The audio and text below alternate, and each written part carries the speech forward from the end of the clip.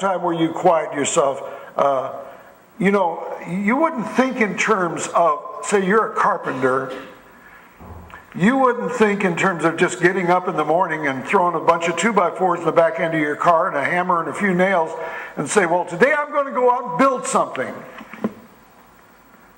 First of all, before you build something, you want to have a plan of what you're going to build, right? Even Jesus talked about that. You've got to think about what you're going to do. Do you have the supplies? Are you properly equipped? And so on. So if we're going to be God's man or God's woman, we have to quiet ourselves in the morning and then, secondly, actively seek His guidance. Actively seek His guidance. Now, I know that almost seems to contradict what I say so many times, and that is we don't have to pray for God to guide us. He is guiding us, but those things are both parallel truths. God is guiding me, but I have to actively be pursuing that guidance. I'm reminded of that every time I drive between here and LA, and I get down to about 50 miles outside of Bakersfield, and all of a sudden I'm no longer getting the stations that work here in town. I'm picking up a little bit of Bakersfield, where the patron saint is Buck Owens. And, the music's on, but you pick a little bit of this, a little bit of that. You get some of the Christian stations, some of the country music, which I love, by the way, but I'm making a point.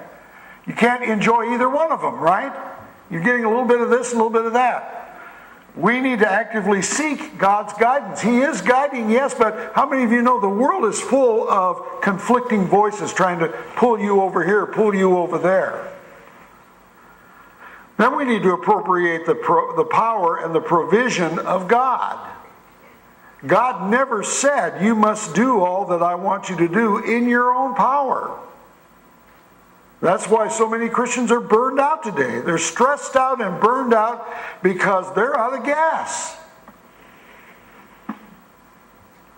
And then, of course, after appropriating His power, we must obey His will.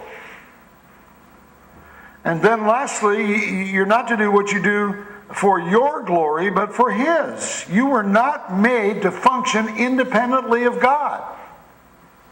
I wouldn't think of a soldier getting up in the morning and saying, okay, I'm ready for the battle, and running out to the field in his underwear. God says, put on the whole armor of God. Make preparation for the day, or you could get seriously wounded or seriously damaged. We even need to come to church with the armor of God on. So the first thing that I want us to understand about why it's necessary to quiet ourselves before God is because we were not created to function independently of God. Second thing, as you obey God, He supplies all of your needs.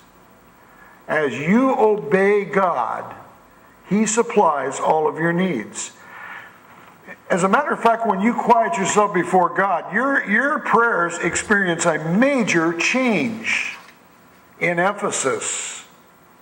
Instead of being basically a list of your needs and your requests, prayer becomes, first and foremost, hang on to this, a time of waiting before Him for His instructions. Every once in a while,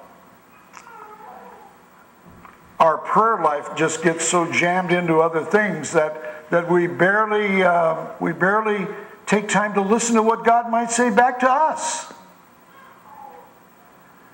It takes God out of the role of a Santa Claus in the sky and puts you in the role of a servant of the Lord. It changes your question from what's in it for me to how can I help? Where can I serve? What do you want me to do today, Lord? You see, as you obey God, He supplies all of your needs.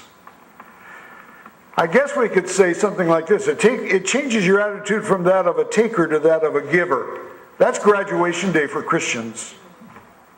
That's graduation day. When you quit asking, what am I going to get out of this? And you say, what can I do to help this situation? It makes you a minister. One of the sad things that we have in our vocabulary today, if we've taken all of these words and given them to the pastor. One of the words that is continually used in the Bible for a Christian is a minister. If I were to ask the ministers in this congregation to stand up, every born-again Christian ought to stand up, because you are called by God to be a minister, a servant of God. He is not there to serve us. We are there to serve Him. But here's the thing. See, as you serve Him, He enables you to carry out His desires. There's great joy in carrying out the will of God. He enables you to carry them out. Here's where many Christians get tripped up. Now, I'm going to get personal about this right now. I can't tell you how many times I've heard Christians be asked to do something and their immediate knee-jerk response is, "Oh, I could never do anything like that. I could never do anything like that." How do you know that you could never do anything like that? You see, the brothers and sisters, it's as we serve Him that we learn where our gifts and talents lie. I'm so tired of spiritual gift tests. Take this test and find out what your spiritual gift is. Oh, well, now I can't do that because I don't show up on this thing. I'm not gifted in that way. How many of you know the emphasis in the Bible is not on spiritual gifts, it's on the giver? And what God calls you to do, He places the responsibility on Himself to equip us to do what He calls us to do.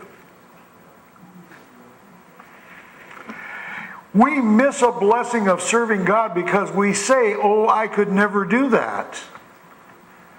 When you don't know, you might get greatly surprised. I had some wonderful surprises in my early Christian life because I would have said no to a number of things that God called me to do. He is really sneaky. You know, God is sneaky. He snuck me in the back door of being a pastor by giving me things that are involved in being a pastor, but it wasn't a pastor. And I found out, I love to teach the Bible. And I like to work with people, and I could just tell you story after story. But the point is, don't short-circuit your own spiritual growth by saying, "Oh, I could never do that." Because the Bible says, I can do anything God asks me to do in the power of Jesus Christ. You see, there's an interconnectedness to our relationship with God. As you serve Him, He supplies all of your needs. You don't serve Him so that He will supply all of your needs. I'm not saying that. I'm saying that as you serve Him, He will supply all of your needs. Let me give you a simple illustration from back in biblical times. In those days, they had what they called servants. Now, sometimes servants were voluntary bond servants, and sometimes they were sold into slavery and all kinds of things like that. We call them credit cards today, but in those days they called them servanthood. When the servant got up in the morning, he got his orders from the master. Are you with me? In other words, the master was the head of the household. They got their orders. But here, let's say the order was like this. "Okay, today, servant Doug, I want you to go into town. I want you to buy groceries for the week. I want you to pay the household PG&E bill." They didn't have anything like that in those days, but you know what I'm saying. Pick up the oil for the lamp or whatever. Pick up the mail, and then bring all those things back to me. Now that sounds like a fairly easy task for a servant to do. Only thing is, the servant doesn't have any money, he doesn't have any vehicle, he can't get there, he can't get the stuff and get back. So when a master commanded their servant to go do something, it is the master's responsibility to provide the means by which he could carry out his orders. Are you with me? In other words, the master must provide the servant with a car to go to town. Well, in those days it was a wagon. But he had to provide the transportation. He had to have an insured car. We would have to have that today. I'm trying to make it more like us, right?